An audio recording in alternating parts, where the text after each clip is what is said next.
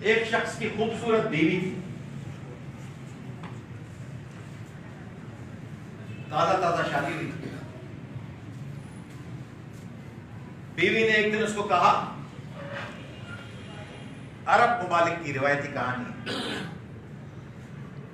لوگ کہانی جیسے ہوتی ہیں، فوک اسٹوریز. تو ایک دن بیوی نے کہا کہ جو ہمارا غسل خانہ ہے، حمام ہے گھر کا، اس کے برابر میں ایک پیڑ ہے، وہ کٹوا دو. اس نے کہا کیوں؟ اس نے کہا جب میں نہانے جاتی ہوں تو پیڑ پر پرندے آ کے بیٹھتے ہیں، وہ مجھے عریاں حالت میں دیکھتے ہیں، بے لباس حالت میں دیکھتے ہیں، اس لیے میں اپنے وجود کو پرندوں سے بھی چھپانا چاہتی ہوں، یہ پیڑ کٹوا دوں. شخص محبت کرتا تھا، اس نے کہا کتنی باپردہ اور عظیم بیوی ہے میری، تو اس نے وہ پیڑ کٹوا دیا. چند دنوں کے بعد ایک دفعہ وہ بغیر اطلاع کے گھر پہنچا تو اس کی بیوی کسی اور شخص کے ساتھ تھی.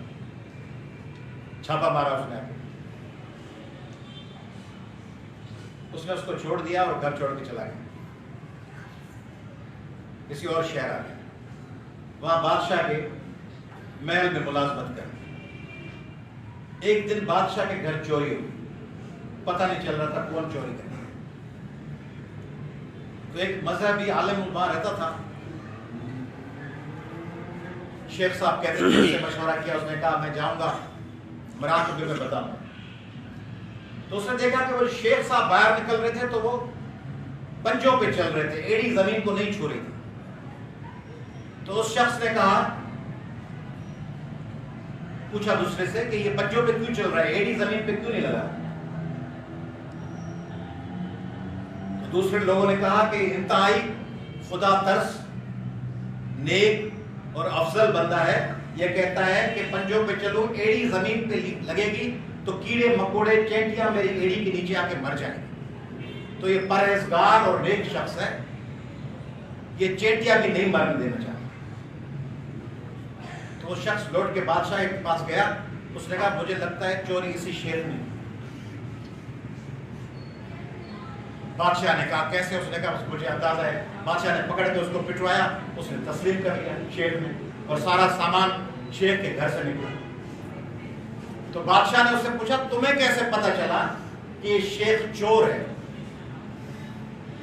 اس نے کہا ایک درخت نے مجھے سبق دیا تھا کہ جو شخص اپنی نیکی اور پرہیزگاری کا غیر ضروری طور پر پروجیکشن کرے، لوگوں کو بتائے کہ میں بہت نیک ہوں، باقی سب گندے اور غلیظ ہیں، میں بہت پرہیزگار ہوں، وہ یقیناً مجرم ہے، غلط ہے، غلیظ ہے، کیونکہ اس کو دکھاوے کی ضرورت پڑ رہی ہے. یہ شیخ دکھاوا کر رہا تھا، اس لیے مجھے اس درخت کی بیوی کا نہیں بتایا. اس نے کہا درخت کی نصیحت یاد آ گئی کہ یہی ہے جو مجرم ہے.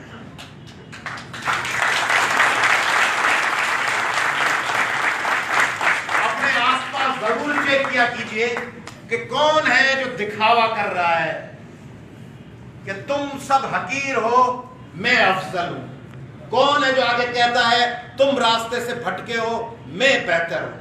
کون آ کے آپ کے گھروں میں، صفوں میں، محلے میں، کلاس میں، ہاسٹل میں، گلی میں کون شخص ہے جو آ کے کہتا ہے کہ تم صحیح راستے پہ نہیں ہو، میں صحیح راستے پہ ہوں، تم دوزخ میں جاؤ گے، میں جنت میں جاؤں گا. اور پھر یاد کرو کہ آپ کو بھی کوئی درخت ہو جو صحیح تربیت کرے.